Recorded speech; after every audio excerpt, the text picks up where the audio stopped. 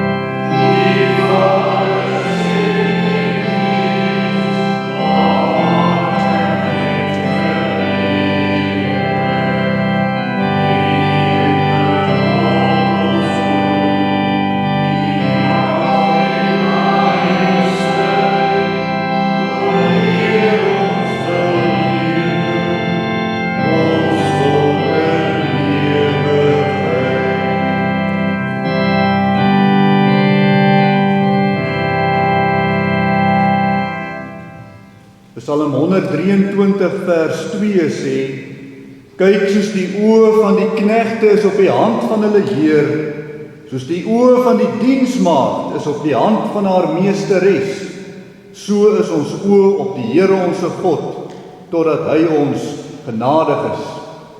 Ons bid dan om die genade, die barmhartigheid, die vrede van God die Vader en Christus Jesus onse Here, deur die kragtige werking van die Heilige Gees. Amen. Oh,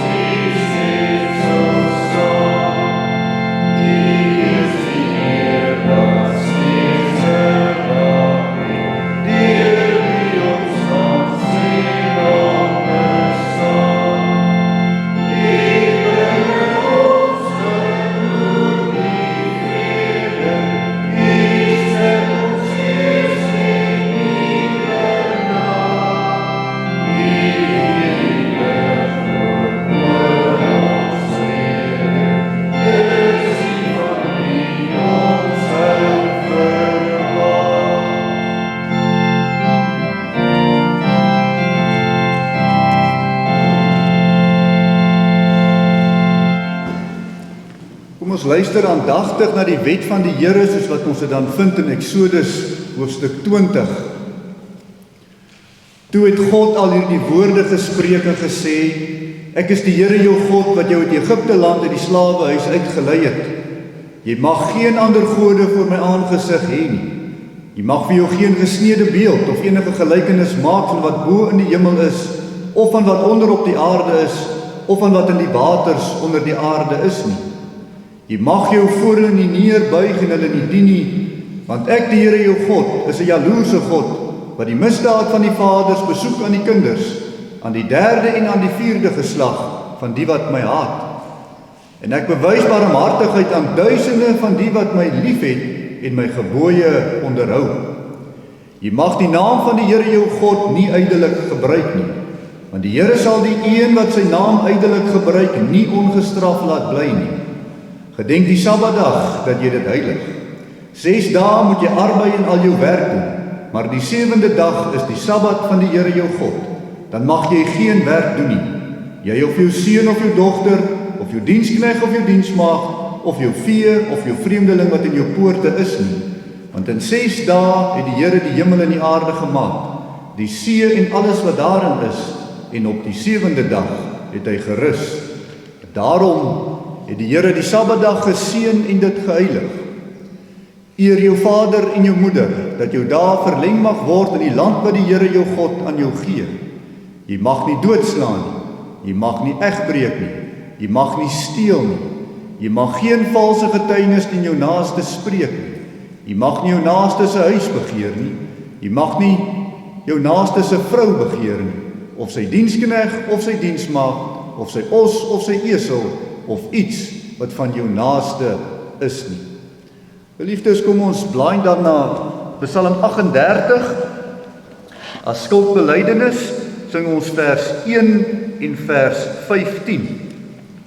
Psalm 38 vers 1 en vers 15.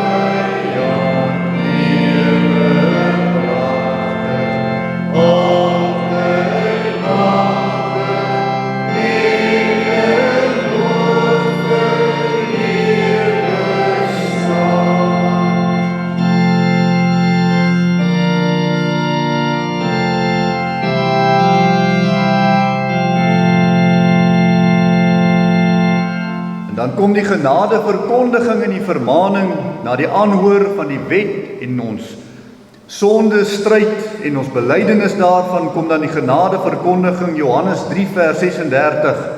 Hy wat in die Seun glo, het die ewige lewe, maar hy wat die Seun ongehoorsaam is, sal die lewe nie sien nie, maar die toorn van God bly op hom. En vanuit die woord van God in die naam van die Vader, die Seun en die Heilige Gees, verkondig die woord die vergifnis van sonde aan elkeen wat met 'n ware berou in die hart van wie is sy sonde, belydenis daarvan voor die Here gedoen het.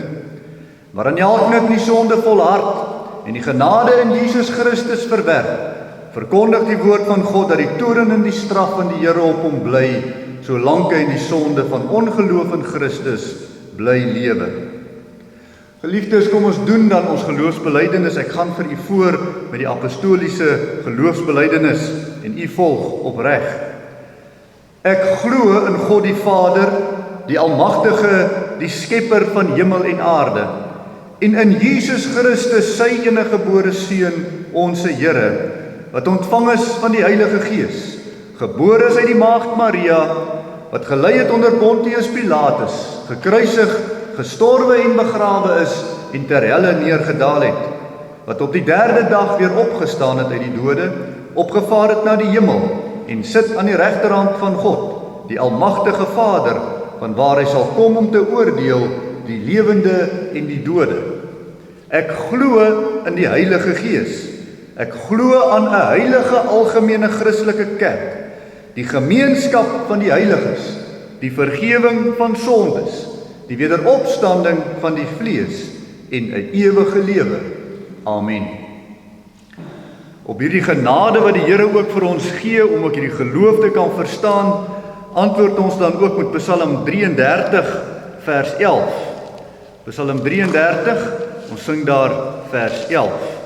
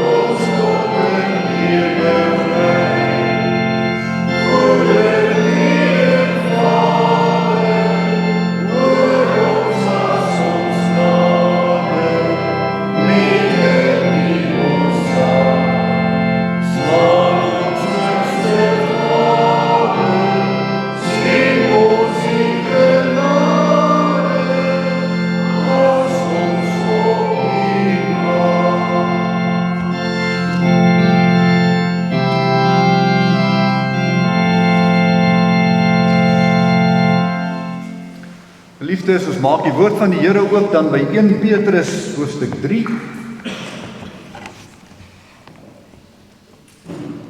Ons gaan daar lees van vers 1 tot vers 7.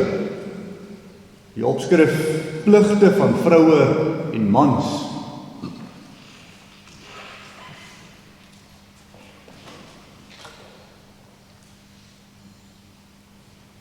Terwyl ons met die woord van die Here dan oopsit, kom ons bid saam.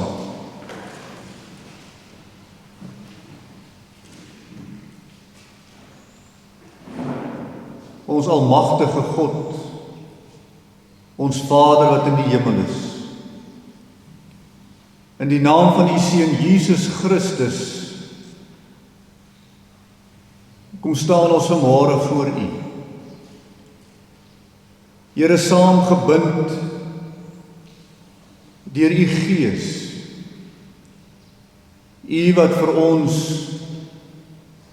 die Skepper en die onderhouer is, die verlosser van ons sondes, en die leermeester en die leimeester, in ons elke dag bestaan.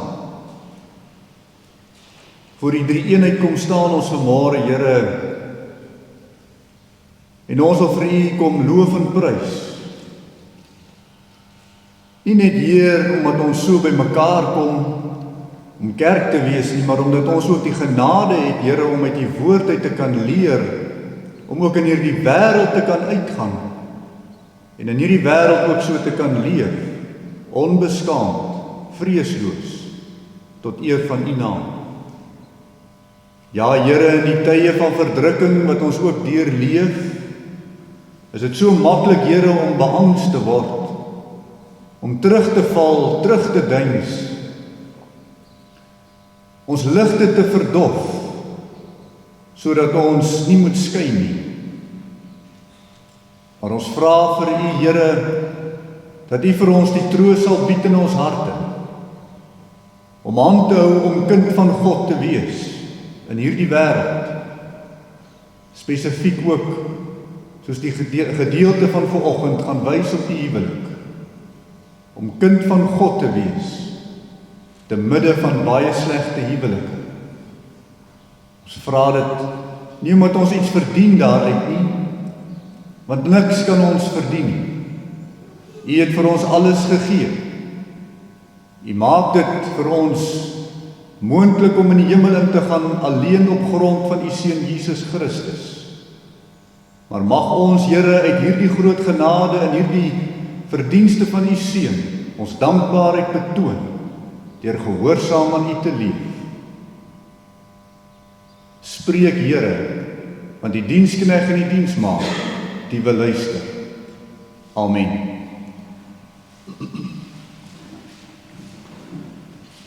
In Petrus 3 van vers 1 tot 7. Net so moet julle vroue aan julle eie mans onderdanig wees, sodat as sommige aan die woord ongehoorsaam is, hulle ook deur die wandel van die vroue sonder woorde gewin kan word. As hulle jul reine, godvreesende wandel aanskou het. Julle versiering moet nie uiterlik wees nie, haarvlegtery en omhang van goud en aantrek van klere nie, maar die verborge mens van die hart, in die onverganklike versiering van 'n sagmoedige en stille gees, wat baie kosbaar is voor God. Want so het vroeër ook die heilige vroue, wat op God gehoop het, hulle self versier, en hulle was aan hulle eie mans onderdanig, soos Sara gehoorsaam was aan Abraham en hom Heer genoem het, wie se kinders julle geword het, as julle goed doen en geen enkele verskrikking vrees nie. Net so moet julle manne verstandig met hulle saamlewe en aan die vroulike geslag as die swakkere eer bewys, omdat julle ook mede-erfgename van die genade van die lewe is, sodat julle gebede nie verhinder mag word nie. Ons gaan fokus plaas op vers 4. Maar die verborge mens van die hart, in die onverganklike versiering van 'n sagmoedige en stille gees, wat baie kosbaar is voor God. Geliefdes in die Here Jesus Christus, Petrus, weet ons nou, skryf hierdie brief van hom, om vir die kerk te help om hoop en geloof te behou in die tye van verdrukking. Want die doel van verdrukking is om mense se hoop te laat verlore gaan, om mense se geloof af te takel. En dan kom dit op besondere maniere na die Christen toe, in die wêreld waarin ons onsself bevind, het Petrus dan begin om vir ons te verduidelik, dit kom deur die sosiale strukture soos die staat, wat verdrukking kan optree. En dit kan mense moedeloos maak, in hopeloosheid laat insak. Die staatsmag teenoor die burgery het Petrus hanteer. In die tweede plek sê in hierdie samelewingsstrukture is daar die dinge waarmee ons 6 dae van die lewe besig is, die arbeidsstrukture, wat baie verdrukkend kan inwerk in 'n samelewing en dan ook op die kerk. Die diensknegt versus hulle heer of hulle here, het Petrus verduidelik. Hoe moet die gesindheid wees? Nou die derde sosiale struktuur wat baie verdrukkend kan inwerk op die kerk, is die huwelik. Waar hierdie ander twee strukture, die staat en dalk die arbeidsmag van buite af 'n invloed op die kerk het die huwelik van binne die kerk 'n invloed op die kerk.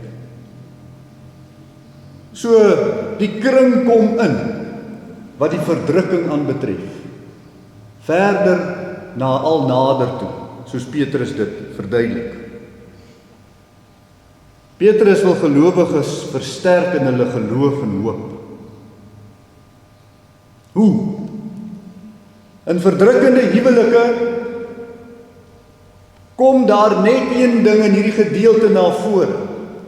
Die huweliksmaats moet hou by die plig wat God bepaal het. Hulle rol moet wees in die huwelik. Dit sal help om die verdrukking te verlig. Ongeag of die ander een in die huwelik sy plig of haar plig nakom of nie. Die Christen moet sy plig nakom. Dit is wat Paulus nou hier na toe gaan beweeg. Verdrukking se doel is om Christene uit te lok. En die felste uitlokking wat elke Christen sal beleef, is waar hy in 'n huwelik stap. En daardie uitlokking kan baie fel wees, om uiteindelik vir God te verloon. En dit is wat Petrus oorgekom het daar, toe hy gestaan het by daai vuur, waar hy waarskynlik miskien gekyk het, na hoe sy Here Jesus gekruisig word, waar die druk so kwaai op hom toegeneem het, die uitlokking so kwaai op hom toegeneem het, dat hy sy God verloon het in Jesus Christus. Dit was vir hom erg. Nou, hoe naby is die huwelik nie aan ons, om vir ons ook in daardie vlakke van moedeloosheid in te beweeg. Al is jou huwelik verdrukkend, sê Petrus, bly sagmoedig aan God gehoorsaam. Dis wat hierdie gedeelte sê. Bly aan God sagmoedig gehoorsaam, met die klem op sagmoedigheid. Daarom die tema, die sagmoedige huweliksmaat is kosbaar voor God. Nou geliefdes, in hierdie gedeelte is daar regtig net een plig vir die vrou en een plig vir die man. Die basiese plig wat hier uitgelig word. Die twee pligte, een vir die vrou, een vir die man. Die vrou het plig tot onderdanigheid en die man het plig tot voorbidder. Die twee pligte wat die harmonie van die huwelik moet inbind. Beide die man en die vrou se pligte het voorwaarde tot uitvoering. Nie een van die twee gaan hulle plig kan uitvoer as hulle aan hierdie voorvereiste voldoen van 'n sagmoedige gees teenoor die ander een. Die sagmoedige gees teenoor die huweliksmaat. Daarom deel dit vir ons af in twee dele. Kosbaar, die sagmoedige vrou wat haar onderdanige. Tweedens, kosbaar, die sagmoedige man wat saam met sy vrou bid. Daar vou dit uit. Die onderdanige vrou. Vers 4 wil vir ons die fokus hou. Maar die verborge mens van die hart en die onverganklike versiering van 'n sagmoedige en stille gees wat baie kosbaar is voor God. Nou geliefdes, in die vroeë kerk was die apostels spesifiek en dominerend in ons Bybel, Petrus en Paulus en Johannes nog besig met die verkondiging van die evangelie en om dit uit te dra as die eerste apostels. En dit is vanselfsprekend dat die indra van die evangelie in die heidense wêreld, veral die Griekse wêreld, moes gekom het na huisgesinne toe, waar mans en vrouens alreeds in die huwelik geleef het. Hulle was reeds in die huwelik verbind. En dan wanneer hierdie evangelie hierdie huisgesinne dan bereik, was dit heel waarskynlik en baie eerder dat een van die twee in die huwelik tot wedergeboorte gekom het. En nie noodwendig albei. Nou word die kerk opgemaak deur mense wat in huwelike staan, heel waarskynlik waar die ander een nie 'n Christen is.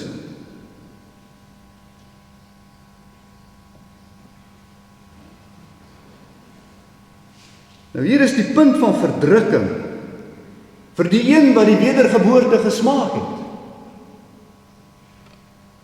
Maar dit raak die kerk. Want 1 Korintiërs 12 vers 26 sê, en as een lid ly, ly al die lede saam. En as een lid geëer word, is al die lede saam bly. Jou huwelik bepaal nie en waarborg ook nie dat jou huweliksmaat sy plig gaan nakom nie. Dit waarborg ook nie dat die een met wie jy in 'n huwelik is, 'n wedergebore kind van God gaan word in jou huwelik. Wedergeboorte is God se werk. En Petrus het dit reeds daar aan die begin al gesê in 1 Petrus 1 vers 2. Uitverkore volgens die voorkennis van God die Vader. God bepaal voor die grondlegging van die wêreld, soos dit hom behaag, wie hy, sodra die evangelie verkondig word, wel tot wedergeboorte sal bring. Nie die huweliksmaat bepaal of die ongelowige tot wedergeboorte gaan kom. God bepaal dit deur sy uitverkiesende genade. Maar huweliksmaats, gelowige huweliksmaats kan wel deur God gebruik word as 'n middel, 'n predikingsmiddel as u wil. Sê dan nou maar 'n sendingsmiddel tot die praktiese uitleef van die woord. Alle uitverkorenes word wel deur die evangelie woord bereik, maar dit kan ook gebeur dat God wil hê dat iemand bereik word deur 'n gelowige huweliksmaat. 'n Christen vrou, getroud met 'n man wat nie tot wedergeboorte gekom het nie, sal verdrukking hê in haar huwelik. Tog, selfs al het die sonde in die wêreld ingekom, het God nie die plig en die verantwoordelikheid van sy kinders weggevat. Hy het dit behou. Daarom, God hef nie die plig van 'n Christelike vrou op, al het sy nie 'n lekker huwelik. Vers 1 en 2.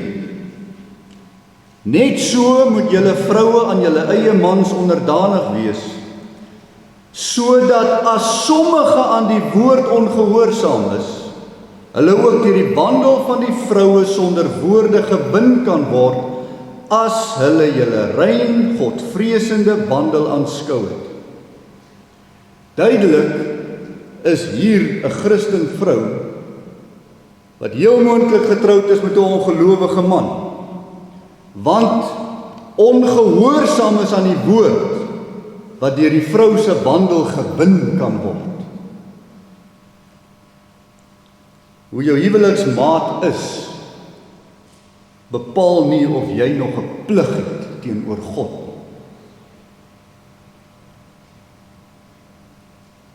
Hoe jou huweliksmaat is, bepaal nie of jy nog 'n plig het teenoor God. God bepaal die vrou se plig en God hef nie haar plig op nie. Die plig van die vrou is om onderdanig te bly, maar nie uit 'n dwang uit nie, en dit is hier waar die verskil inkom. Die man wat wil aandring daarop dat sy vrou moet onderdanig bly want hy so sê, wil homself verhef tot die status van God oor sy vrou. Die vrou moet onderdanig bly omdat God so sê. En die man behoort sy vrou hierin aan te moedig om gehoorsaam aan God te wees. Maar hier het ons te doen met 'n heidenman.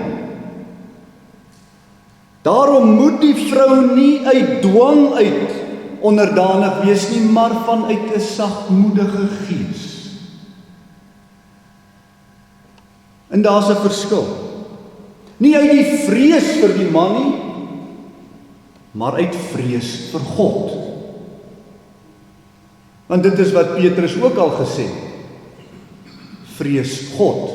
Dit het ons ook al behandel.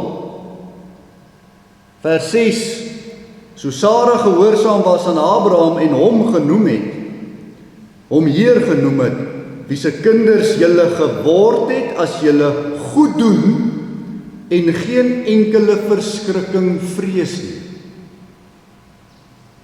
Vrees vir God, nie vrees vir die heidense man nie.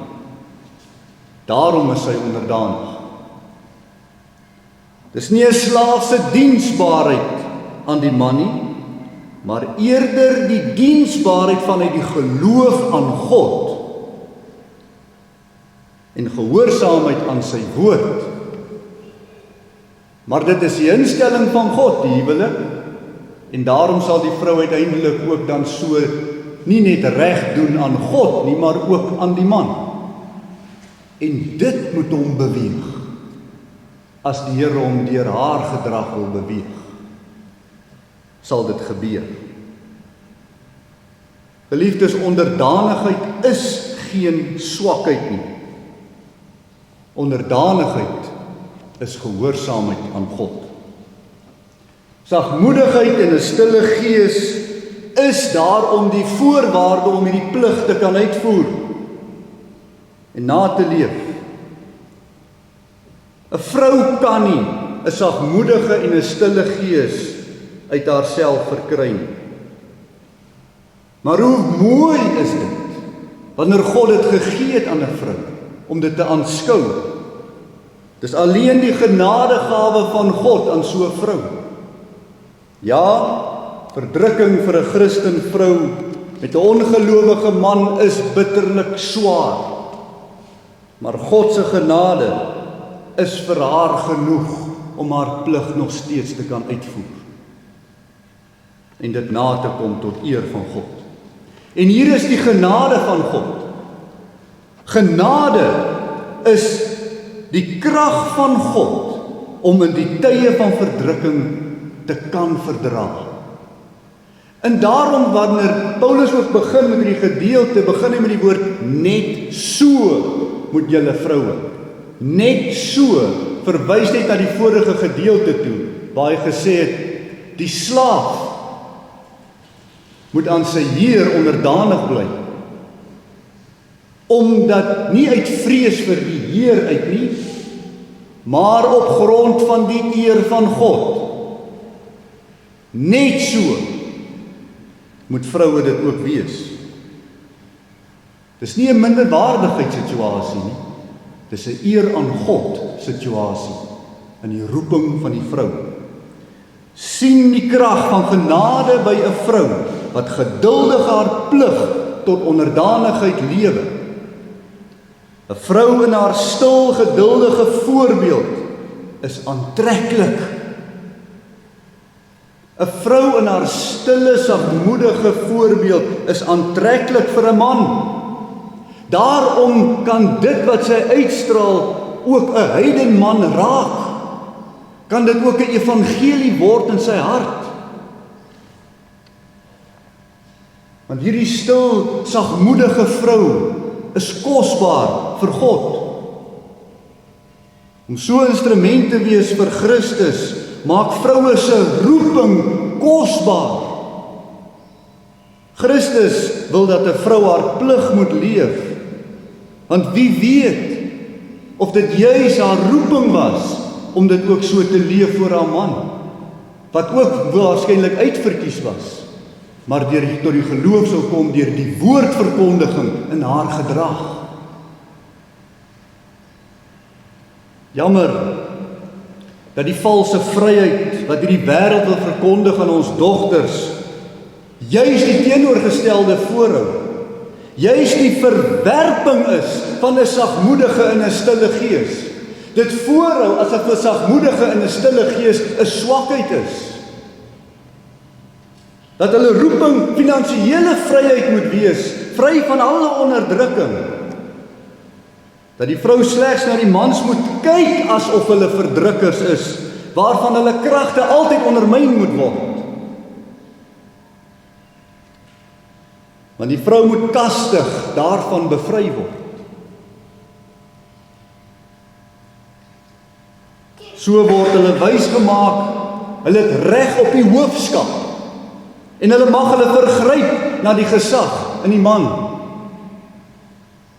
En daarom geen sagmoedige onderdanigheid as 'n godsplig aan 'n man nie. Nee, so word ons dogters van hulle mooi vroulike roeping geroof.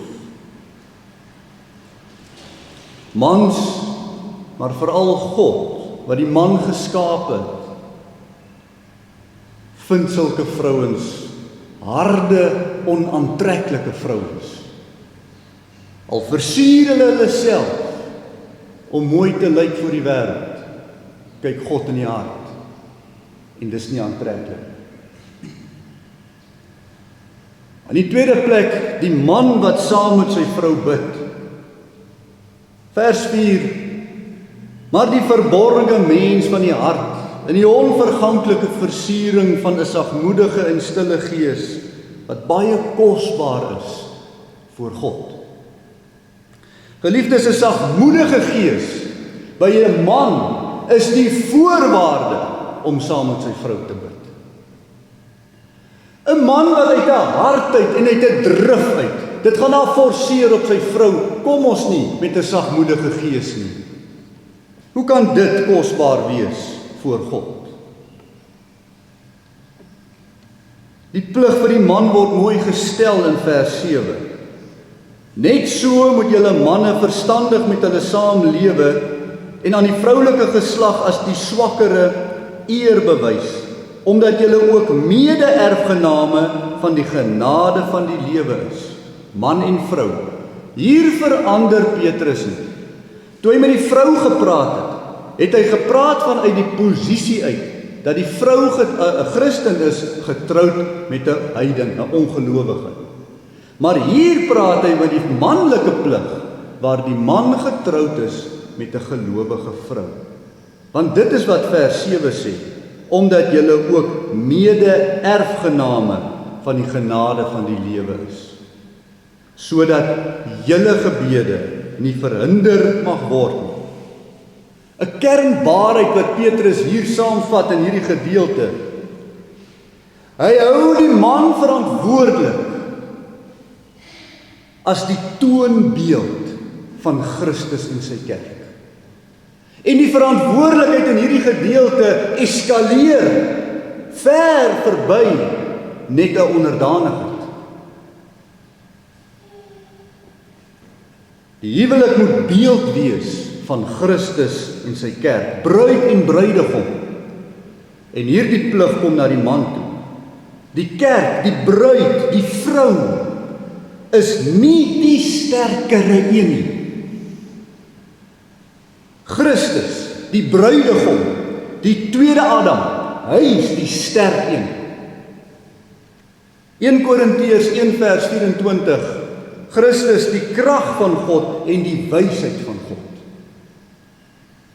Vir die man om sy kosbare plig te verstaan, moet die verband tussen die rol van Christus ten opsigte van die kerk baie goed verstaan. Die huwelik is deur God ingestel vir God se eer, nie vir die man se plesier nie. Tot beeld van Christus en sy kerk. Daarom sê Efesiërs 5 vers 23 dit baie pertinent. Want die man is die hoof van die vrou, soos Christus ook hoof is van die gemeente. Daarom is daar nie plek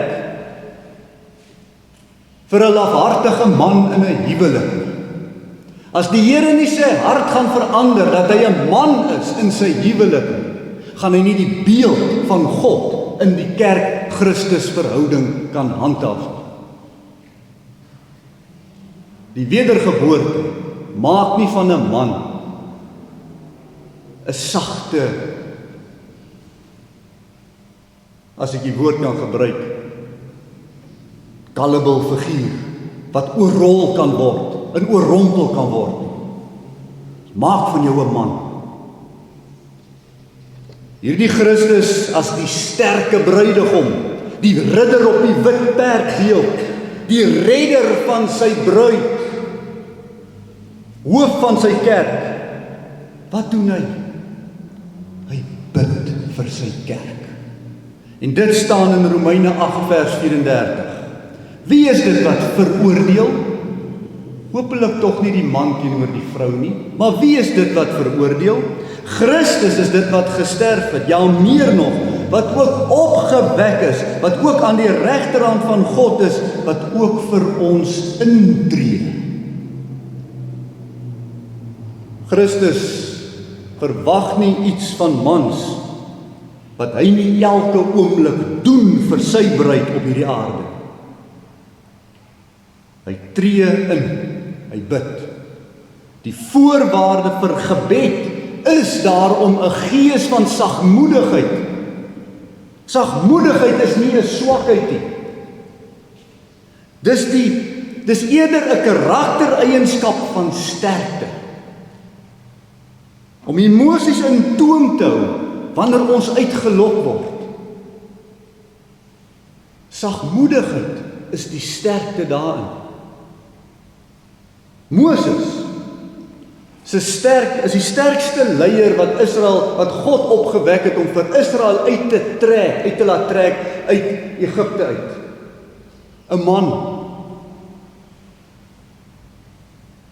Wat sê die Here van Moses in Numeri 12 vers 3? Maar die man Moses was baie sagmoedig, meer as al die mense op die aardbodem. Sagmoedigheid en manlikheid lei tot 'n sterkte. Dit maak die manlikheid.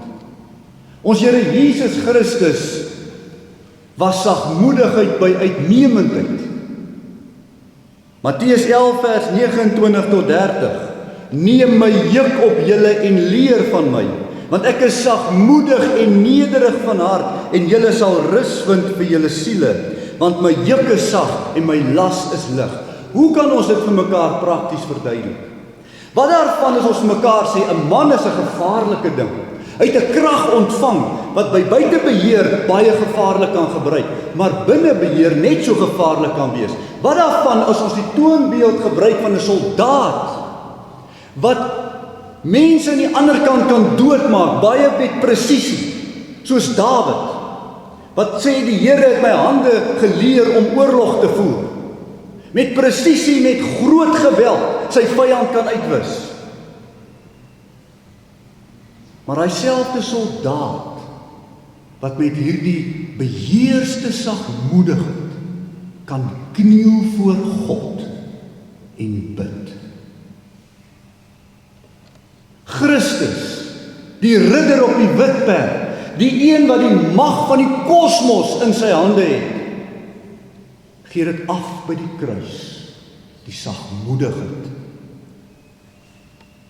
Sien die harde soldaat afbuk na 'n klein dogtertjie toe, om haar trane af te droog, die sagmoedigheid.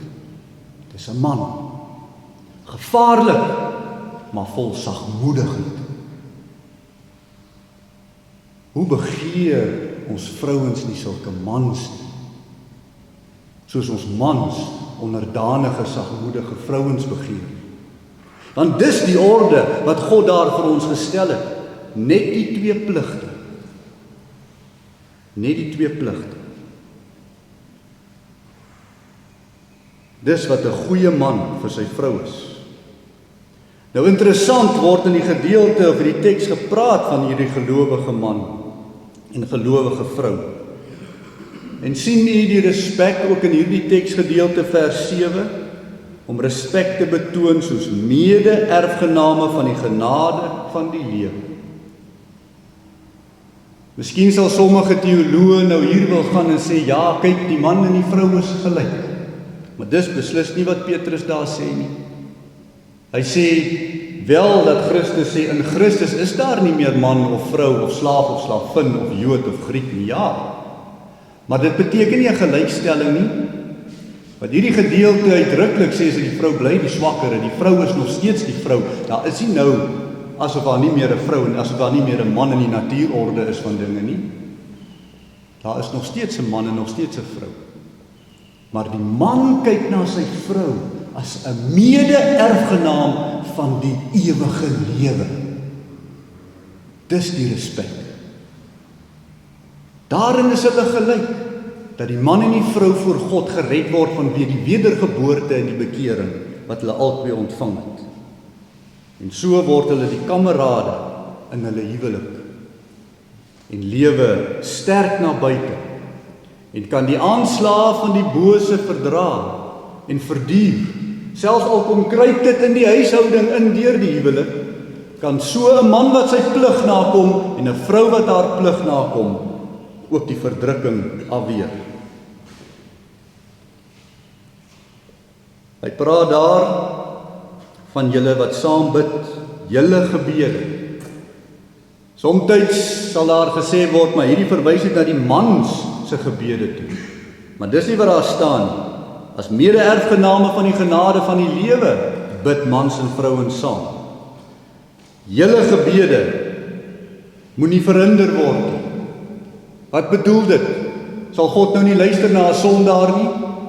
Allermins is dit nie wat die evangelie vir ons leer nie. Is dit nie juist die verhoring van 'n sondaar se gebed wat maak dat God se genade toe vir ons so groot is nie? Die verhindering van die gebede is wanneer daar soveel spanning in die huwelik inkom dat die man en die vrou ophou om te bid. Daar kom die gevaar. Moenie laat die gebede verhinder word nie. As julle nie meer saam bid nie, waar sal ons die probleem gaan soek? By die onderdanigheid van die vrou of by die man wat nie sy plig as bidder en priester in die huis wil nakom nie? Nee. Die probleem lê hier. Julle het julle sagmoedigheid teenoor mekaar verloor en daarom julle vrymoedigheid teenoor mekaar. Hier kom waarsku Petrus. Behou die sagmoedigheid, dan sal die orde in die huwelik behoue bly. Die sagmoedigheid. As die sagmoedigheid weggaan, sal gebede stop. Tussen mans en vrouens. Geliefdes, so kom die verdrukking naby aan ons. Geloof, kerk, is nie meer maar net 'n bysaak in die huwelik nie.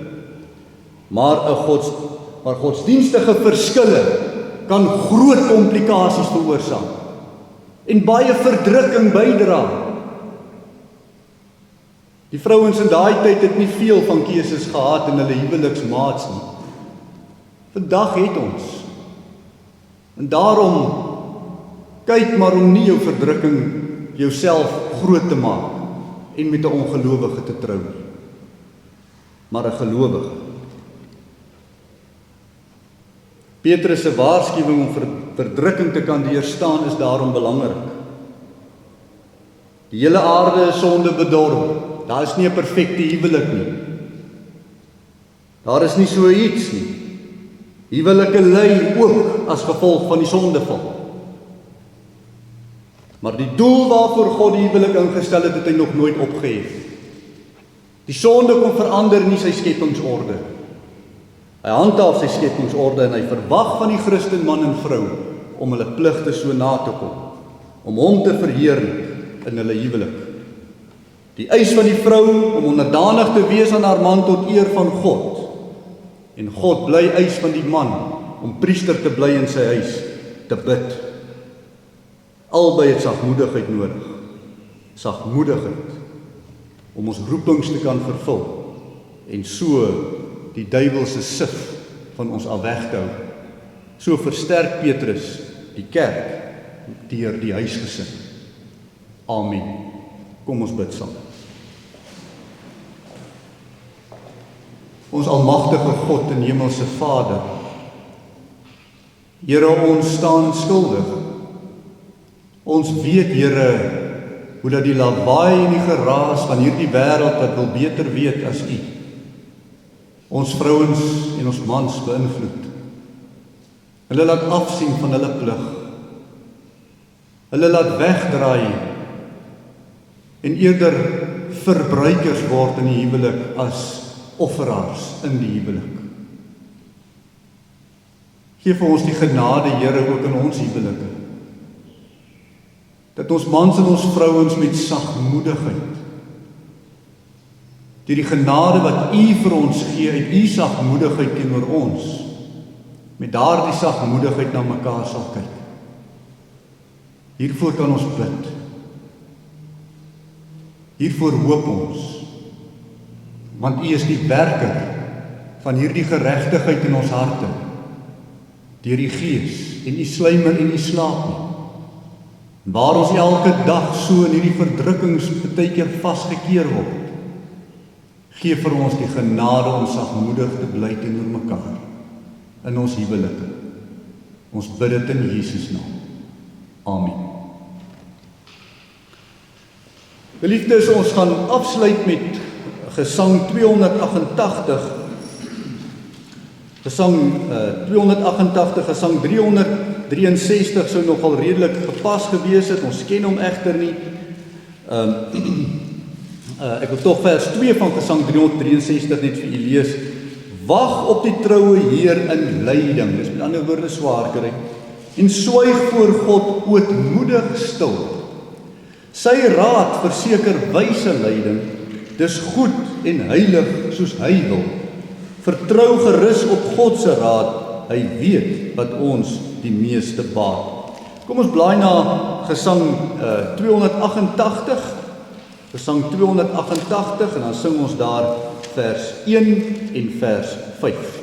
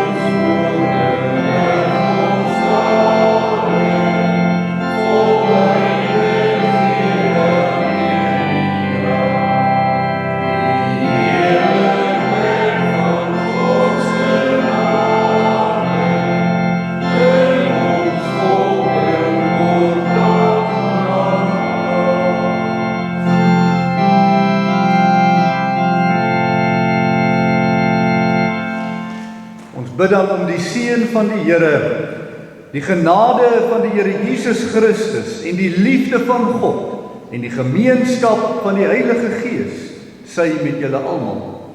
Amen.